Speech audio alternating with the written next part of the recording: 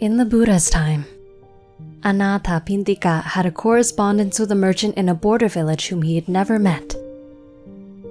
One day, the merchant loaded 500 carts and gave orders to his men to go to Anathapindika, barter the wares in his shop, and bring back the goods received in exchange.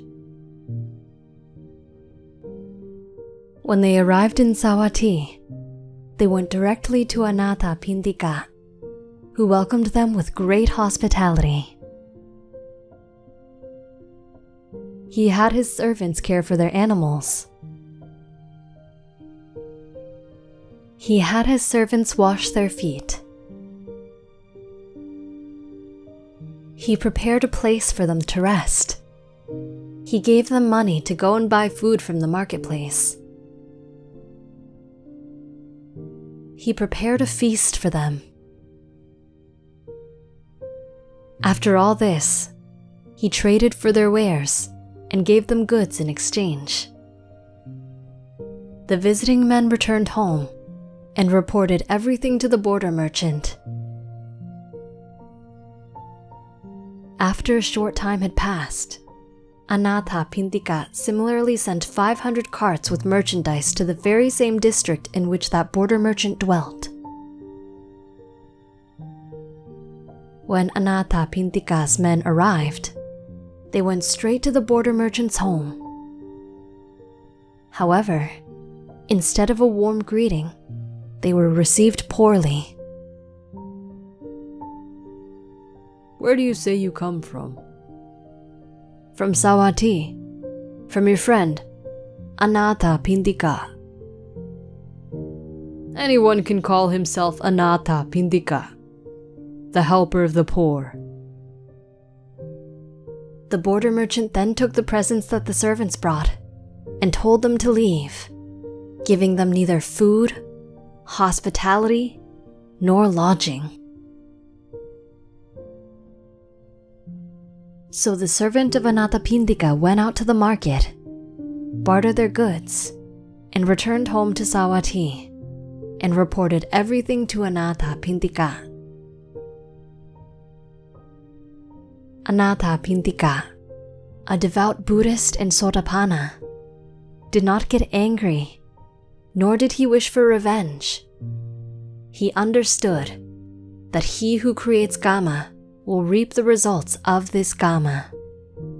One does not have to become the arbiter of karma and punish people. Karma will occur on its own when the time is right.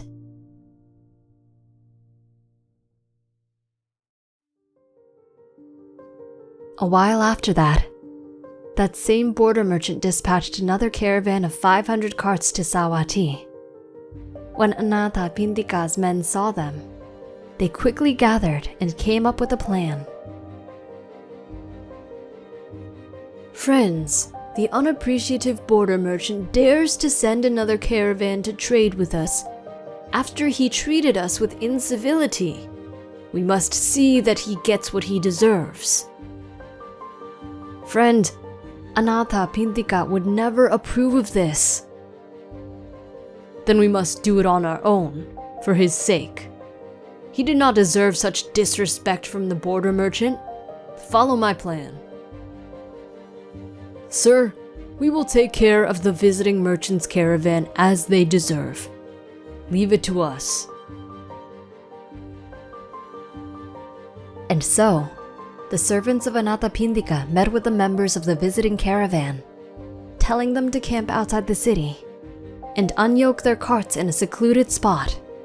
They told the visitors that rice and sweets would be provided from Anathapindika's house. In the middle of the night, they looted the entire caravan, taking every garment the men were wearing, driving away their oxen, and even taking the wheels off their carts.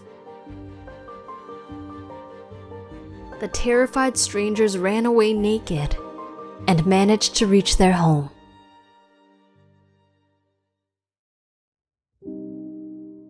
When Anathapindika's people informed him of their actions, Anathapindika decided to relay this story to the Buddha. Anathapindika, this is not the first time that this border merchant has acted with ingratitude. He has also done so in the past. Upon Anathapindika's request, the Buddha told this story of the past. A long time ago, when Brahmadatta was reigning in Benares, the Bodhisattva was a very wealthy merchant in that city. He too had a correspondent from a border village whom he had never seen. All the events occurred just as they had in the time of the Buddha and Anathapindika.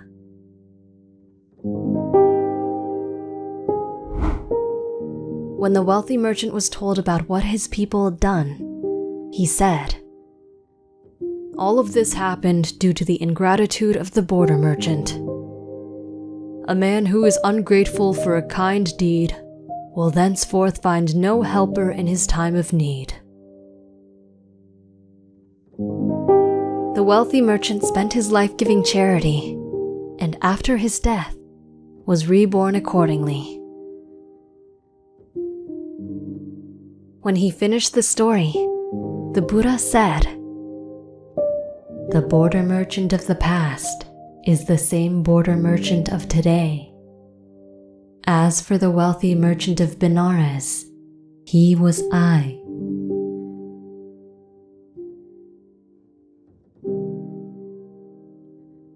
What did you learn from this story?